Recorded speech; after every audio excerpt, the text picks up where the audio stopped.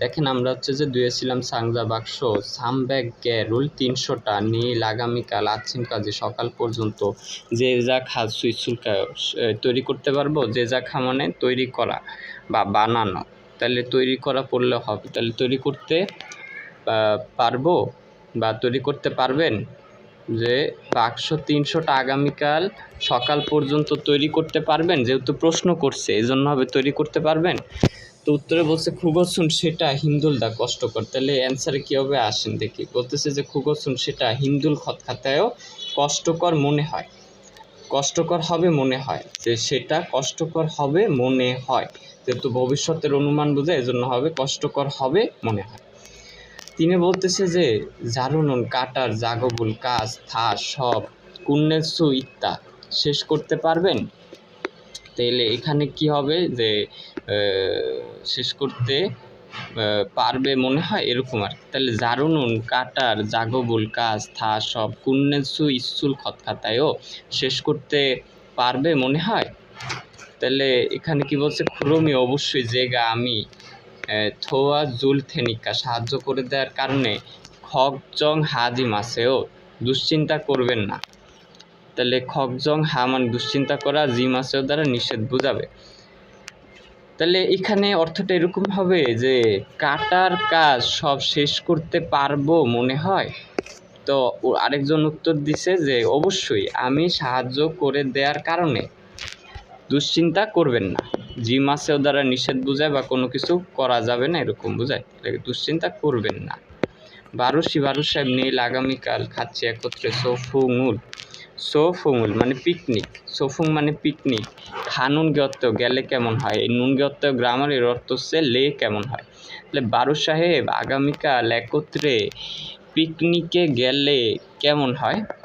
তো বলছে নালশিকা আবহাওয়া আজও খুব মাক্তা, যে পরিষ্কার বা উজ্জ্বল বা রোদেলা যে কোনো একটা পড়লে হবে। মাক্তা মানে পরিষ্কার পড়লে হয়। তাহলে আবহাওয়া খুব পরিষ্কার, তাহলে এখানে কি হবে যে আবহাওয়া খুব পরিষ্কার থাকবে মনে হয়, যে মালগুল খতখাতায়ও থাকবে মনে হয়, আবহাওয়া খুব পরিষ্কার থাকবে মনে হয়। তারপর আসেন হোয়ালদুং অ্যাক্টিভিটিতে কি বলতেছে যে জাগো ফানুন কাজ করার ফাং ববুল পদ্ধতি মরুমিয়ন না জানা থাকলে অত্যক্ষে কিভাবে মারাইয়াত হয়েও কথা বলতেই হবে। যে কাজ করার পদ্ধতি না জানা থাকলে কিভাবে কথা বলতেই হবে। উদাহরণের মতো জিজ্ঞাসা করে দেখুন, মুরো বসেও জিজ্ঞাসা করে দেখুন। মুরবো মানে জিজ্ঞাসা করে দেখা। আচ্ছা, তাহলে বলতেছে জাগদংহা অপারেট করা, বলতেছে ইগো এটা অত্যক্ষে কিভাবে জাগদং হানুন যারা অপারেট করে তা জানেন।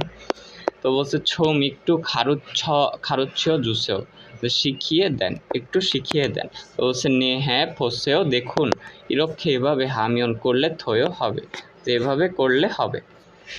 কোত্তা মানে যে ঢুকানো, খলদা মানে কি ঝুলানো, তারপরে ঝাড়ুদা মানে কাটা, সাংজার রোল জপ্তা বাক্স ভাঁজ করা, থালদা মানে এই লাগানো, তারপরে সোজোরাদা সমন্বয় করা বা মিল করা।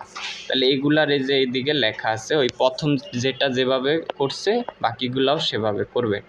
তো একই কিসের পিকচার আছে যে ঢুকানো কোত্তা, তাহলে এটা কি হবে যদি এটা না পারেন। তাহলে বলতেছি ইগো এটা অত্যকে কিভাবে কোন নুন যে আড়ায়ও ঢুকাবো তা জানেন। উত্তরে বলছে ছম একটু না।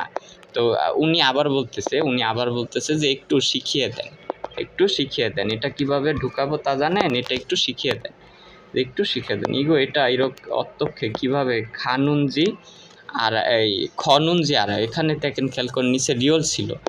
তাহলে খল মানে ঝুলানো, তাহলে খ নুন জি আড়াইও মানে ঝুলাবো তা জানেন। বুঝছেন জিনিসটা, মানে খল মানেও ঝুলানো, আর এই শুধু খ মানেও ঝুলানোই বোঝাবে, কারণ নিচের রিয়লটা ইরেগুলার ভার্ব হওয়ার কারণে। তাহলে এটা কিভাবে ঝুলাবো তা জানেন, একটু শিখিয়ে দেন। এই যে দেখেন 2 নাম্বার পিকচারটা, এই যে খলদা নিচের রিয়লটা ইরেগুলার উঠে যায়। তিনি বলতেছি ইগো এটা অত্যক্ষে কিভাবে জারুনুন জারায়ও কাটবো তা জানেন, একটু শিখিয়ে দেন। 3 পিকচার দেখেন, এই যে কাটার পিকচার আছে। তাহলে বলতেছি ইগো এটা অত্যক্ষে কিভাবে জপনুন জি আড়াইও ভাঁজ করবো তা জানেন, একটু শিখিয়ে দেন। এটা কিভাবে থা নুন যে আড়াইও ঝুলাবো তা জানেন? এখানে নিচের রিয়েলটা ইরেগুলার ভার্ব উঠে যাবে। থাল মানে ঝুলানো, থা মানে ঝুলানোই বোঝাবে।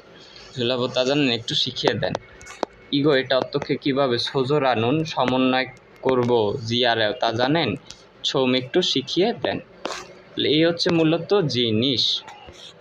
আর যে জঙ্গটা আছে এটা হচ্ছে যে এই বাংলা দিয়ে দিছি, একটু কষ্ট করে পড়ে নেন ভাই।